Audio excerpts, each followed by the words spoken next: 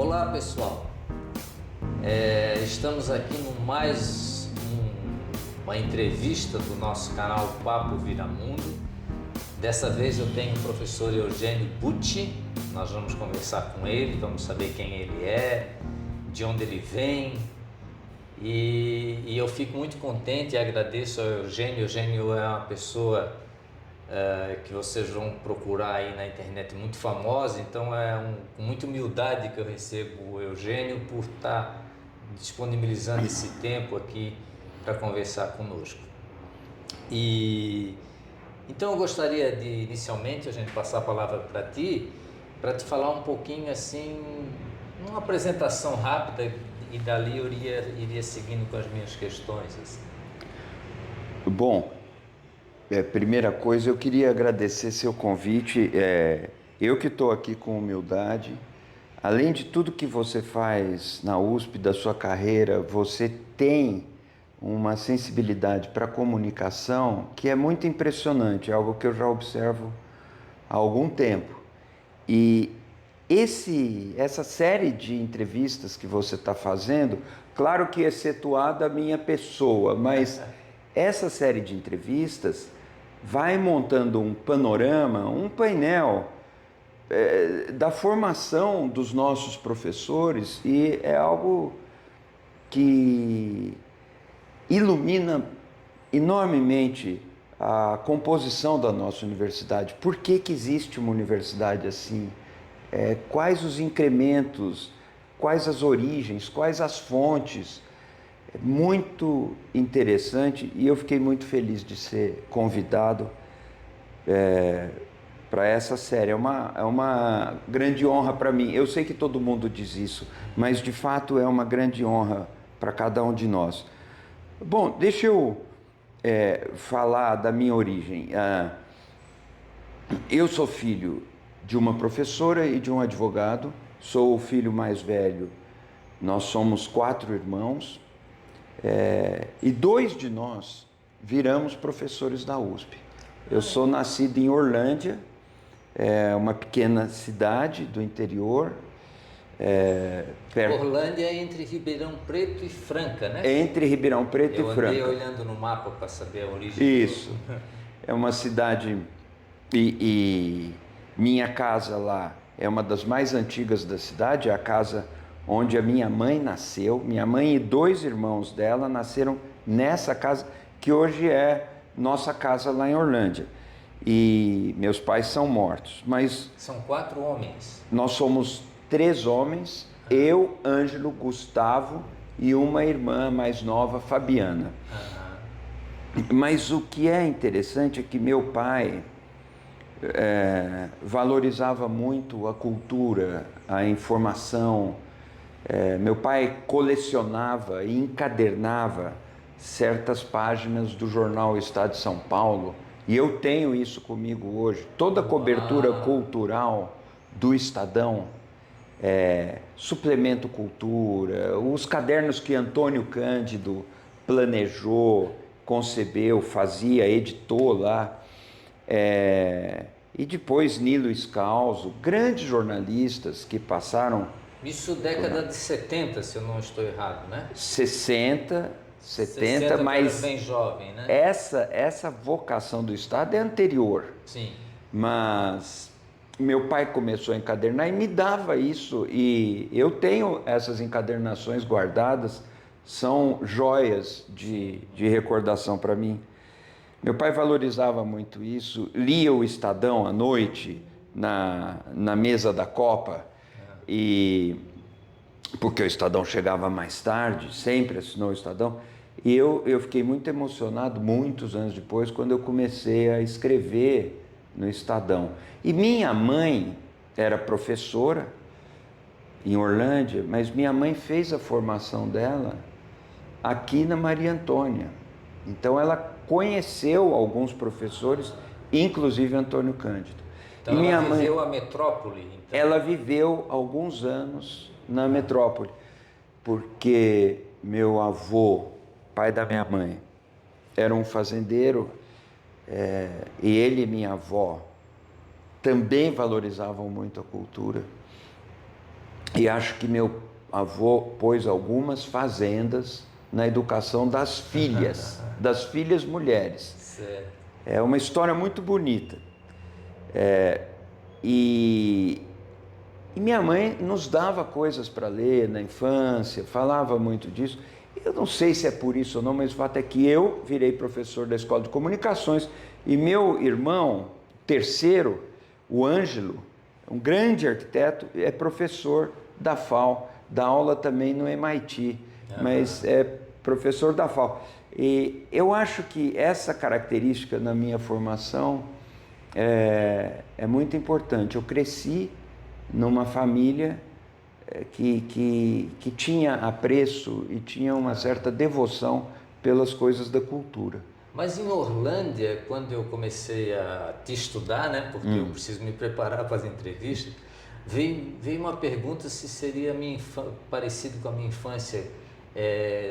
Primeiro eu pensei, como eu nasci em Florianópolis, eu tinha o mar, né, mas em Orlândia tinha o rio e o banho de rio, e tu andavas descalço, sem camisa e de short o tempo todo? Era um moleque brincando na rua? Sim, assim? Sim.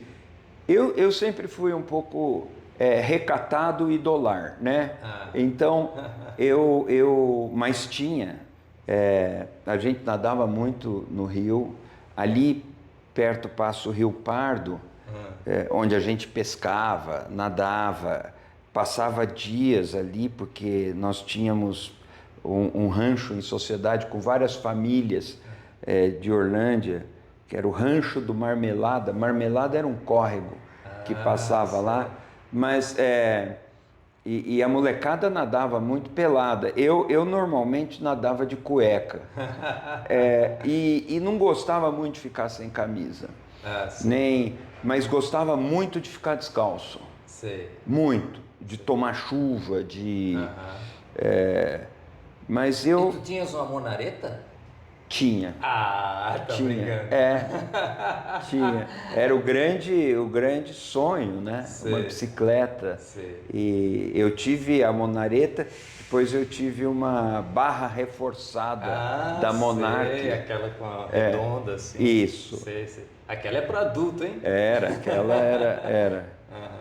Ô Eugênio, como é que foi essa tua vinda para São Paulo? O choque que ela poderia ter te causado, ou a facilidade, ou o senso de liberdade, ou o senso de estar transformando o mundo? Foi fácil ou foi difícil? Como é que aconteceu? Não, foi muito bom. A minha vida é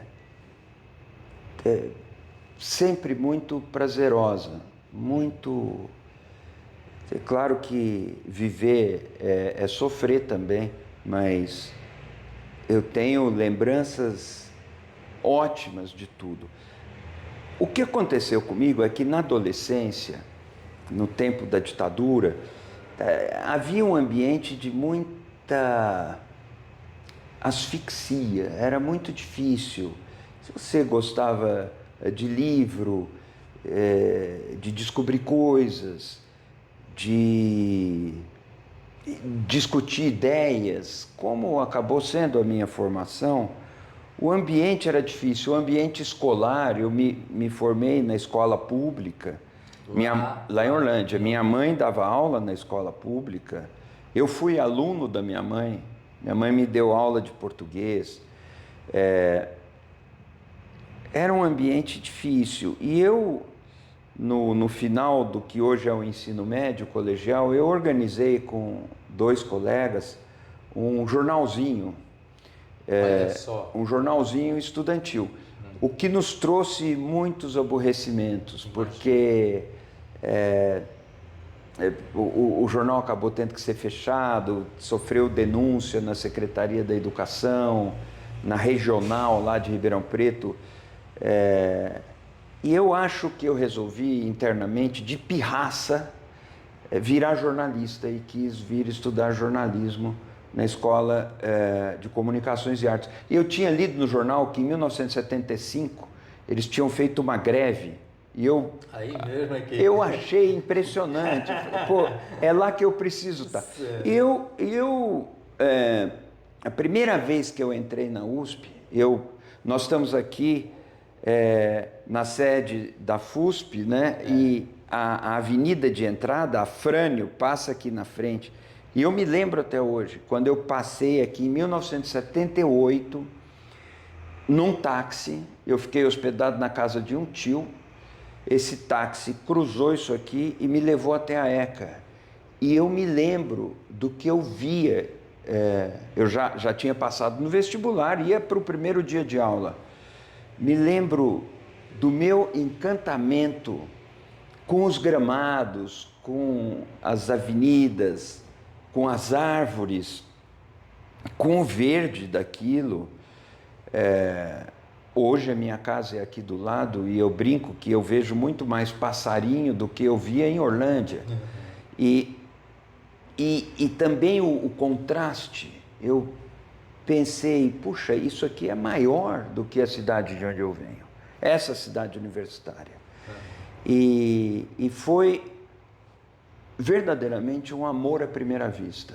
A minha sensação com a universidade foi de um arrebatamento, um amor à primeira vista. Eu sentia que pertencia a esse lugar, e depois eu fui fazer muitas outras coisas na vida, só virei professor muito mais tarde. Certo.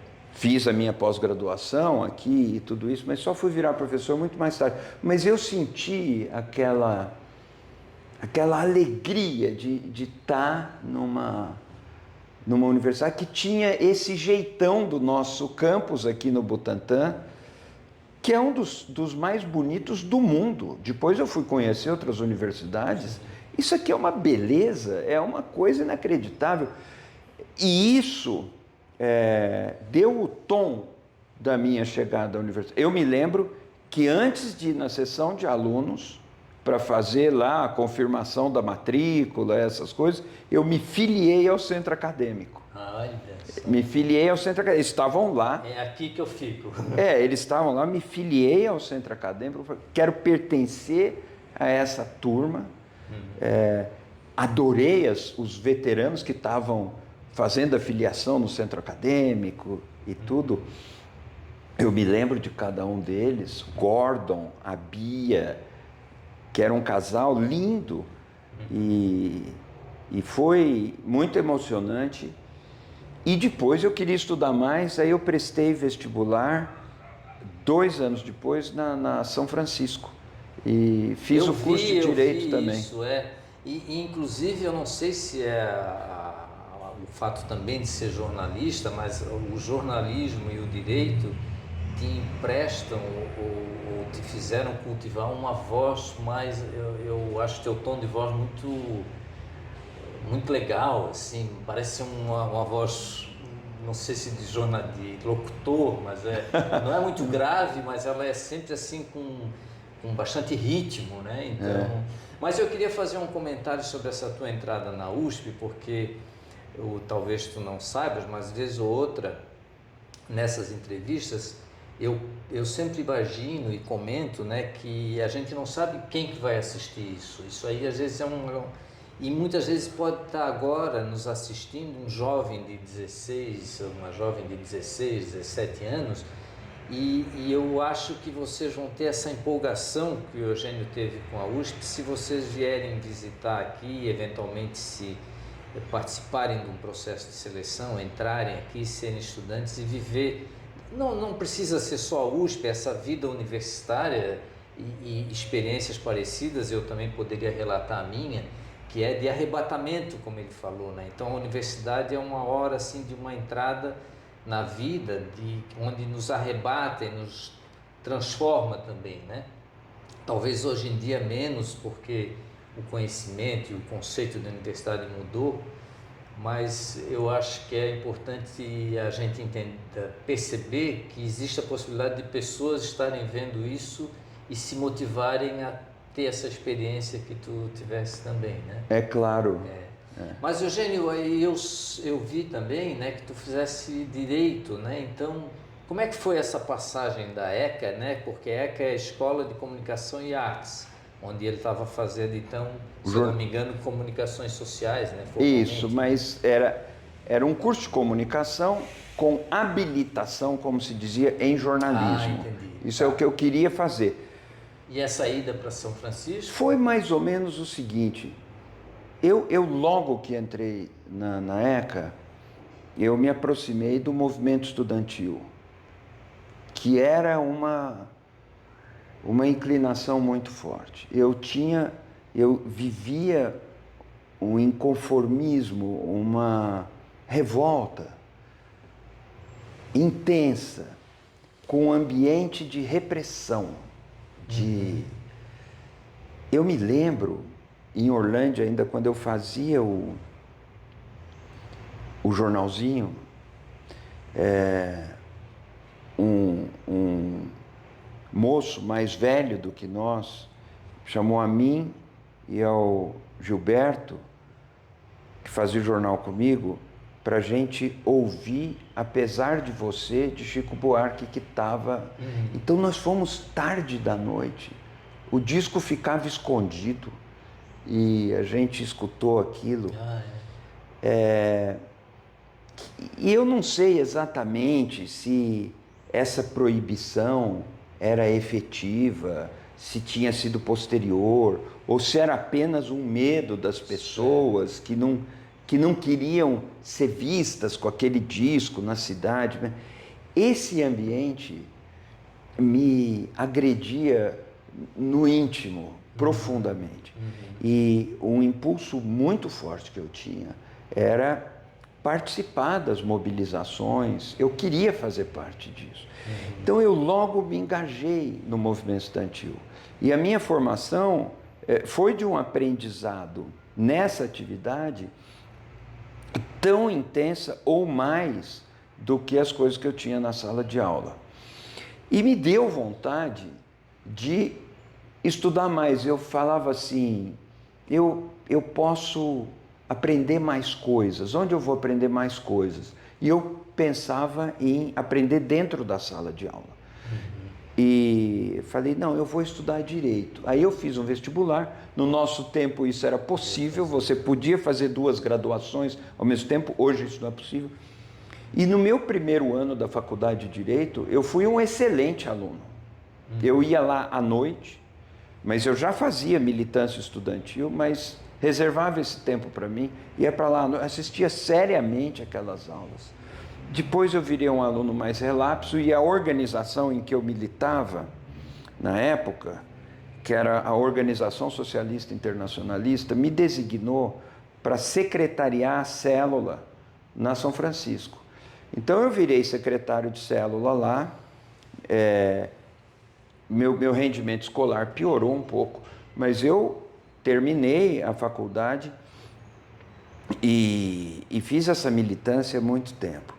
Depois eu fui diretor do Diretório Central dos Estudantes, durante uma gestão... Estava bem na política estudantil. Na política estudantil. E no 11 de agosto, depois eu saí da organização, eu rompi com essa organização, virei um militante solto, desorganizado, sem organização, porque era uma organização que atuava clandestinamente também, tinha muita... E eu ainda continuei com esse ativismo estudantil. E os teus pais não ficavam preocupados? Ficavam. Eu virei presidente do 11 de agosto, né? Fui eleito em 83, no final de 83. E eu me lembro que eu não contei para os meus pais que eu era candidato. Certo. Só deu resultado. Eu só contaria se eu fosse eleito, porque tinha muita preocupação. Nessa minha época, já não era perigoso. Como precisamos lembrar que 78, 79... Final do Figueiredo, começo do Figueiredo, né? Final do Geisel. Porque veja só, em 75, Vladimir Herzog, nosso professor na ECA, foi assassinado. Em 73, Alexandre Vanucchi Leme, militante da geologia, foi assassinado. E eu estava militando em 78, 79, o perigo já não era a mesma coisa. Eu fui saber depois nos arquivos do SNI que a gente eu e muitos colegas, éramos monitorados. Eu não sabia disso, mas o perigo era menor. Mas na época a gente não sabia que o perigo era menor e principalmente os pais. Então eu acho que os pais ficavam preocupados. Certo. Agora, eu sei que para mim isso foi uma vivência maravilhosa, foi uma formação maravilhosa. E conheci pessoas de um grande valor moral, pessoas radicalmente comprometidas com a liberdade, pessoas que investiam o melhor de si para imaginar e fazer parte de um mundo diferente. Gente que eu admirei de coração, meus colegas, alguns deles meus camaradas. E essa vivência, essa formação foi espetacular. Na São Francisco, eu conheci professores que militavam pela democracia. Um deles foi Dalmo Dallari. E depois eu namorei a filha de Dalmo Dallari, me casei com ela, somos casados. E eu fiquei muito próximo do Dalmo Dallari. Certo. E ele dizia... jurista, né, que faleceu há 2 anos atrás. Isso. Um grande jurista, uma grande pessoa, mas com quem eu tive uma identidade também assim. Ele dizia, nós aprendemos muito no pátio da São Francisco, era o que eu sentia.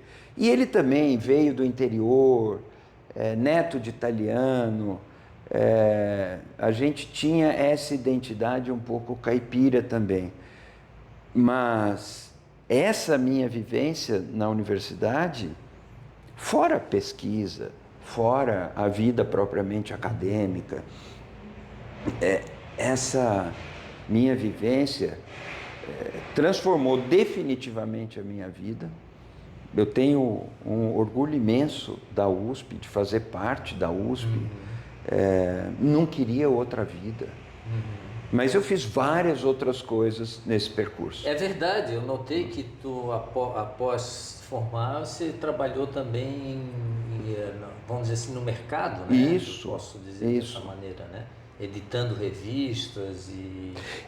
eu estou aqui falando com você, Marcili, e pensando assim, eu estou falando um monte de coisa inútil, mas eu estou recuperando as minhas histórias. Não, mas uma das coisas que tu acabou de falar, que eu quase que atrapalhei, entrei no meio, mas estou entrando agora, é o fato de que a universidade não é só sala de aula, é muito coisas fora da sala de aula, né? Que é essa vivência do pátio, né? Representada na tua palavra no pátio. Mas, não, do pátio. E quando começaram as grandes assembleias na Vila Euclides, em São Bernardo, a nossa organização queria tornar pública para aquelas pessoas a proposta da Quarta Internacional, da qual nós éramos militantes. Então eu fui parte de um destacamento que pintou uma faixa da Quarta Internacional no Grêmio da FAO, à noite, e foi chato porque nós pintávamos num tecido muito ruim, ficou a marca no chão do que nós pintamos, da tinta. E aí deixamos lá essa marca, mas tudo, claro, tarde da noite, e levamos a faixa para a Assembleia da Vila Euclides. A gente ia para as assembleias, a gente ia conversar com pessoas na porta de fábrica. Essa vivência ia muito além do pátio. E conheci militantes de outras organizações, histórias difíceis, conheci ex-presos políticos, alguns voltando para a ECA. Era uma formação dura, mas não era heróica. Para mim, sempre foi uma jornada de grande alegria, Sim. de grande entrega e de enorme gratificação. Sim, essa vivência, a gente fazia reunião de célula nas salas da Fefeleche à tarde, que as salas estavam vazias, e um pouco aquilo se passava por uma discussão de grupo, de trabalho, e nós estávamos fazendo reunião de célula. Outras organizações faziam suas reuniões no movimento estudantil em outros lugares. A gente tinha essa política. Essa história é muito preciosa e essa história não foi contada. Então, isso era uma coisa que eu ia falar da trajetória profissional, entre aspas, ou na iniciativa privada, que ainda vamos tentar voltar ao tema, mas eu também queria saber se essa história está registrada, né? E aí eu levaria para aquilo que eu gosto muito, que é da biografia, que eu também tenho uns registros da minha história, mas eu não consigo completar por falta de tempo, por outras coisas, etc. Mas só que no teu caso, eu notei que tu tens muitos livros, né? Então eu queria aproveitar para saber de ti se esse registro tem planos de acontecer e como é que é o processo de escrever para ti. Se é um processo primeiro de armazenar, de ler muito, de se aculturar daquele tema e depois desabafar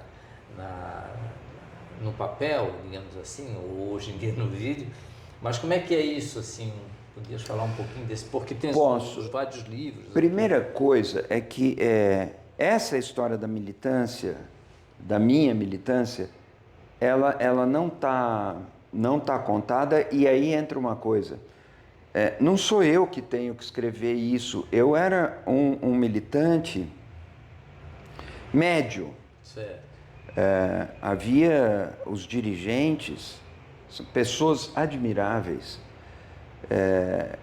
que sabem muito mais, que poderiam contar isso. Mas agora acaba de sair um livro do Carlos Adão Volpato, o Cadão Volpato, grande escritor e roqueiro, que foi militante naquela época. Ele é um pouco mais velho do que eu, mas ele escreveu, o livro acabou de sair, eu estou lendo, estou adorando, chama Abaixo a Vida Dura. E é uma história interessante, porque havia uma perseguição da polícia contra a palavra de ordem abaixo a ditadura. Essa palavra demorou para entrar. Saiu um documentário espetacular chamado Abaixo a Ditadura. Esse documentário entrevista alguns militantes da velha Liberdade de Luta, da qual eu fui parte, era a nossa tendência estudantil, e esse documentário registra coisas maravilhosas, ganhou um prêmio na mostra dos documentários, o festival É Tudo Verdade, do Amir Labak, e é um registro muito valioso. E o Cadão conta alguma coisa da liberdade de luta. Esse Abaixo a Vida... A Libelu, né? A Libelu, que era como a gente carinhosamente era chamado. Mas ele conta de uma passeata que saiu do campus e foi até o Largo de Pinheiros, que é um trajeto tradicional do movimento estudantil. Essa passeata, para não gritar abaixo a ditadura, começou a gritar abaixo a vida dura. E o grito virou o grito de abaixo a ditadura. E a passeata passou aqui na frente da polícia, da academia de polícia. Sim. E passou e foi tudo bem. E abaixo a ditadura ficou uma... Eu pichei abaixo a ditadura na ponte da Eusébio Matoso. Ali, a gente saiu fazendo isso. Mas que bom poder contar isso e não ter mais problemas de repressão. Vamos ver, né? Vamos ver, parece que não vamos ter esse tipo de problema. Mas aí você falou do mercado. Eu me formei, como alguns dos meus camaradas, fomos virar jornalista profissional. O que aconteceu comigo é que eu queria fazer pós-graduação. Eu sempre quis. Aí eu fui falar com um professor que eu queria que me orientasse, que era o professor Teixeira Coelho, grande Da ECA. da ECA. Tá. Grande professor, um dos maiores pensadores da cultura que nós tivemos, e teve uma atuação nas artes como curador, como um nome de grande peso. Eu fui falar com ele: Teixeira, eu queria fazer pós. Falou: olha, o conselho que eu te dou é: vai para o mercado, vai ganhar vida, vai saber como é que é a realidade da sua profissão, depois você volta. E falou isso com muita firmeza para mim, dizendo o seguinte: eu não vou te aceitar como meu orientando. Certo. Você tem que trabalhar, vai ser mais importante para a sua formação do que você fazer pós-graduação agora. E foi um conselho maravilhoso, porque eu segui esse conselho. Eu fui trabalhar, mas fui trabalhar assim, para fazer carreira mesmo. E aí eu virei revisor, virei repórter, comecei a trabalhar na Editora Abril, cresci muito na Editora Abril, fui diretor de revistas, sempre mantendo uma ligação, mas não mais de militante. Certo. Ainda fui editor da revista Teoria e Debate, do Diretório Regional do PT, aqui. Fizemos uma revista muito livre, que não era uma revista doutrinária, era uma revista de muita crítica. Eu editei essa revista por uns 4 anos, trabalho voluntário, nunca recebi um tostão por isso. Uma revista que existe até hoje, eu acho incrível isso. E aí eu toquei a vida. Depois, em 2002, quando o Lula ganhou a eleição, me convidou para ser presidente da EBC, que na época se chamava Radiobras. Ele, Luiz Gusquem. Luiz Gusquem tinha sido militante da USI nos sindicatos bancários, mesma organização em que eu militei. E falecido, né? Falecido, grande figura. E eu fui... Então o Eugênio morou em Brasília, né? Ele viveu também... Então eu também iria perguntar isso, como é que foi a experiência de Orlândia, São Paulo e Brasília, né? Porque isso então, deve dar uma riqueza, dar um triângulo que... Maravilhoso. Também é outro período do qual eu adoro. Do qual eu adoro me lembrar. Sim. As pessoas falam mal de Brasília, aquelas superquadras. Olha, eu amei morar em Brasília. Amei. Eu andava naquelas alamedas, aquelas cigarras buzinando Sim. E muitas flores, né? Muitas flores, né? o cerrado, O né? cerrado, a coisa... Eu também acho muito legal. Eu gostava muito. Mas você era uma pessoa muito importante, né? Lá Não é. Eu sempre fui assim do escalão médio, sabe? Não, eu era o presidente de uma estatal e eu tive alguma influência sobre o conceito de comunicação pública, o que é o papel, porque nós herdamos instituições que eram correia de transmissão da intenção do governo sobre a sociedade. E eu insisti muito que a comunicação pública é um outro quadro numa sociedade democrática. Ela não deve obedecer a ordem de um governo, ela deve pertencer à esfera da sociedade, que é uma coisa que a TV Cultura consegue um pouco, a duras penas, fazer no âmbito paulista, mas... E isso tem a ver com o Estado de Narciso?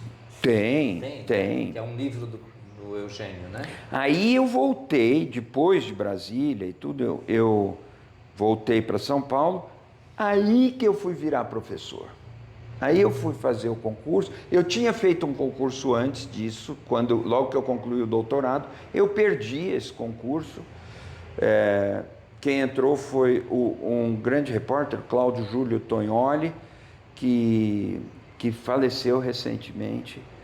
Mas eu perdi aquele concurso e fui para Brasília, fui fazer outras coisas. voltei, prestei outro concurso e aí eu fui aceito como professor da ECA. De forma que minha carreira começou tardiamente.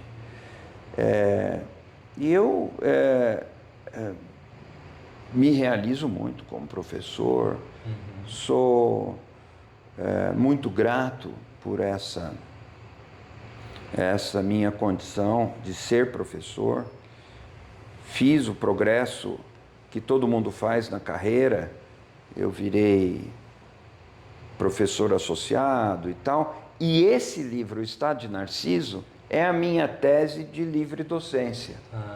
É um livro, uma tese que eu já escrevi pensando em compartilhar, pensando num documento público, num livro, que é uma discussão sobre a natureza da comunicação pública no Brasil. É uma das pesquisas que eu fiz. Entendi. E nós temos a nível nacional um esteio, como tem a Fundação a TV Cultura, né? Que é a Fundação Padre Anchieta. Não, nós não temos. Até hoje, nisso, a EBC, e eu conheço várias pessoas que estão lá, gosto muito delas. Eu mesmo dirigi, né, aquela instituição, presidi. Ela é muito governista, infelizmente. Chapa branca. Muito chapa branca. A luta contra a chapa branca é uma luta ainda em curso no Brasil. A TV Cultura também, a Fundação Padre Anchieta, tem seus momentos de fraqueza, mas dada a sua natureza jurídica, com um conselho curador relativamente autônomo, com muitos membros eletivos, eu hoje sou membro do Conselho da TV Cultura, do Conselho da Fundação Padre Anchieta, eleito pelos pares, eu não fui nomeado por governo, eleito pelos pares, ela consegue um grau de independência bem superior ao que todas as outras instituições que estão nesse campo, todas as outras conseguem. A TV Cultura é de longe e desde muito tempo é o melhor exemplo que a gente tem nessa matéria. Mas TV e rádio também, né? TV e rádio. E hoje muito comunicação digital. Mas nada disso deve empalidecer o brilho do trabalho que se procura fazer no âmbito federal, né? Que, com a EBC e tudo mais. E, Eugênio, nós estamos caminhando mais para o final da entrevista. Os planos, assim, como é que estão agora? De talvez só dizer alguma coisa no exterior, que não falou muito do exterior, né? Tem essa perspectiva ou vai ficar mais... Olha, Marcílio, como eu tenho uma carreira mais recente na universidade, uma coisa que eu não fiz foi ter uma formação no exterior. Eu fiz cursos em Stanford, mas eu fiz isso, por exemplo, como profissional, como jornalista profissional, não como pesquisador. Certo. E eu considero a minha formação acadêmica uma formação com certas lacunas. Poderia ser muito melhor. A minha também poderia, de qualquer outro professor poderia ser melhor sempre, né? Mas você estudou fora. Você fez a formação fora e é algo que eu admiro demais. E isso dá para o pesquisador uma estatura diferente, você sabe disso. Nós, na USP, procuramos incentivar muito a internacionalização. Sim. Eu recebo nas minhas disciplinas estudantes de fora, na graduação, que vêm estudar, que querem conhecer o Brasil, e nossos estudantes, em graduação já, nós estimulamos muito que eles passem uma temporada fora, e isso hoje na USP é possível. É uma lacuna na minha formação. As coisas ficaram assim, eu já vim para cá, eu era um profissional maduro, era uma outra fase. Mas sim, eu gostaria de ter um período fora. E talvez não seja tarde demais. Não, Eu gostaria de ter isso. Eu preencheria um vazio da minha formação. Eu tenho algumas referências fora do Brasil, como todos nós, mas isso seria uma coisa muito boa se eu pudesse ter. E eu penso muito, quando eu penso no futuro, hoje, eu penso em formular, escrever, talvez testar outras linguagens. Você veja, o Teixeira Coelho escreveu ficção. Jean-Claude Bernardet, outro monstro, outra figura de uma envergadura assombrosa, escreve ficção. Eu tive aula com ele. Numa das minhas temporadas de pós-graduação, vi aulas de Jean-Claude Bernardet. Ele anotava as coisas à mão num papel sulfite, ia dando aulas. Eram verdadeiras conferências longas, em que ele mostrava tudo e mais um pouco sobre os filmes brasileiros. Eu acho que eu tenho um papel ligado à escrita, e que é algo que talvez ainda me reste um tempo para desenvolver mais. As pessoas perguntam por que eu virei jornalista. Eu virei jornalista de pirraça, eu virei jornalista porque eles faziam greve na ECA e eu queria estar aqui no meio dessas greves, e eu virei jornalista para aprender a escrever. Até hoje eu me sinto aprendendo a escrever. Eu nunca estive confortável com o meu padrão de escrita. Eu vejo que tem coisa para ganhar. E talvez eu consiga ter um arranjo na vida que me permita isso. Aqui tem uma coisa de universidade que eu queria te dizer, e você vai entender isso perfeitamente por causa da sua formação. Nós, das humanidades, elaboramos enquanto escrevemos. Uma pessoa que vai para um laboratório, realiza um experimento, e depois vai demonstrar esse experimento na sua tese, tem com o texto uma relação puramente instrumental, e que é boa, e que é necessária. Vai anotar o que aconteceu. Isso. Poucos adjetivos na área de engenharia, na área técnica, né? E apenas você está documentando uma experiência. A tua tese é o experimento, é o laboratório, é o achado científico.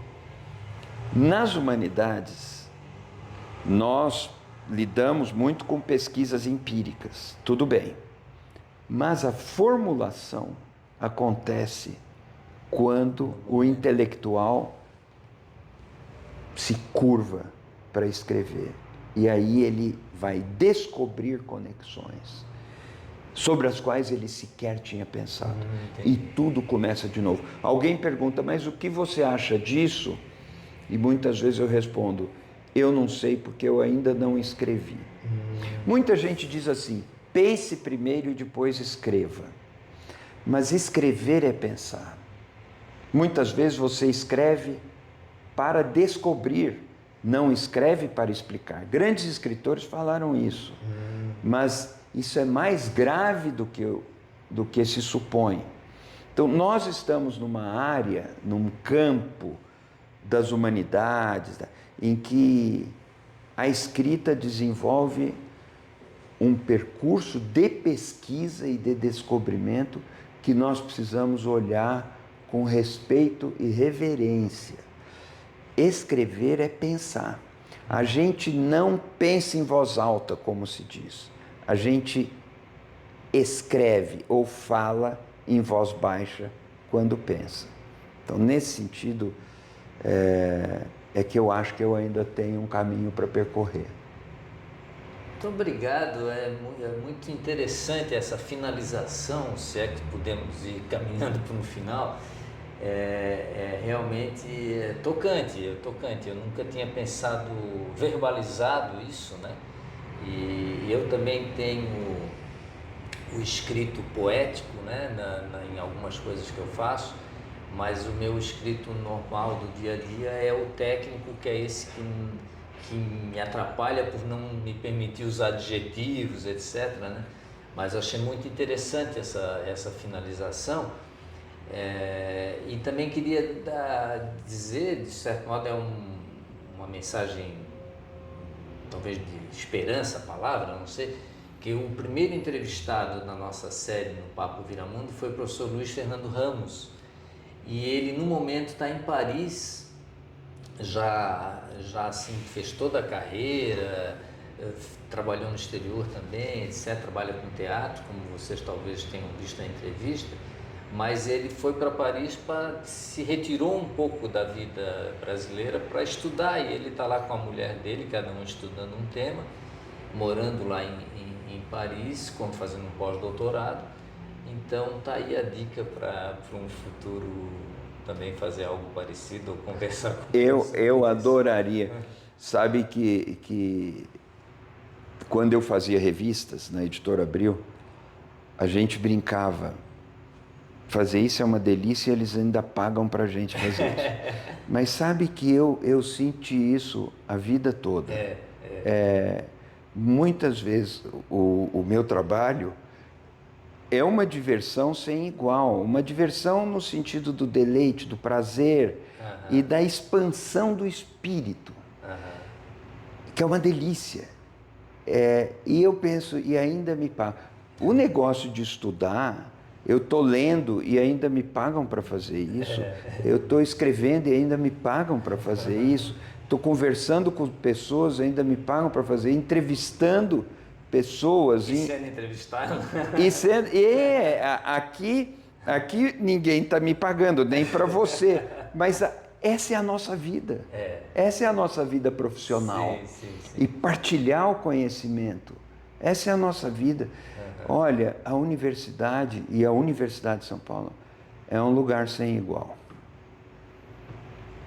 Tá bom, Eugênio, muito obrigado pela tua atenção a esse chamado meu, e espero que todos possam compartilhar esse vídeo aqui do Papo Viramundo para mostrar para as outras pessoas o quão belo foi essa nossa conversa, essa nossa interação, e espero que ela aconteça mais vezes em outras situações e de outras maneiras. Muito obrigado. Marcílio, eu tenho um tempinho para agradecer. Tem. O que eu quero dizer para você, você veja, a gente é colega de universidade, entre nós existe uma identidade profunda, a gente se olha como par, a gente se olha como companheiro, a gente se olha como sócio de um grande projeto. E uma coisa que me fascina na universidade é isso. Você está me entrevistando, você está desempenhando uma função dita de comunicação e faz isso muito bem. Nós, na universidade, experimentamos lugares uns dos outros. Hoje, com os ambientes de diálogo mais desenvolvidos, como por exemplo no Instituto de Estudos Avançados, com o qual eu tenho uma longa relação, muito profícua, nós estamos o tempo todo aprendendo. Eu estou aqui aprendendo com o modo como você entrevista, você tem uma dimensão intelectual que vai muito além da sua especialidade, uma propensão à interação, a diálogo. E é incrível, eu conversando com pessoas das exatas, inteligência artificial, quanta coisa eu aprendi participando de grupos de pesquisa, ouvindo. A gente estuda conversando. É isso que me leva a dizer que não tem lugar igual. Examinando uma tese de doutorado, que hoje é muito comum para nós, a gente lê a tese e sente que o candidato, a pessoa que elaborou a tese, estava estudando para que a gente aprendesse, porque você lê, você aprende com a pesquisa que ele fez, relaciona com outras coisas. Um aprendizado incessante é algo, é muito maravilhoso que exista um espaço social para isso na nossa sociedade e o que a sociedade se beneficia disso, que é uma grandiosidade muito bacana. O prazer de ter conversado com você aqui é impagável e indizível. Muito obrigado. Tá bom. Obrigado então, obrigado a todos.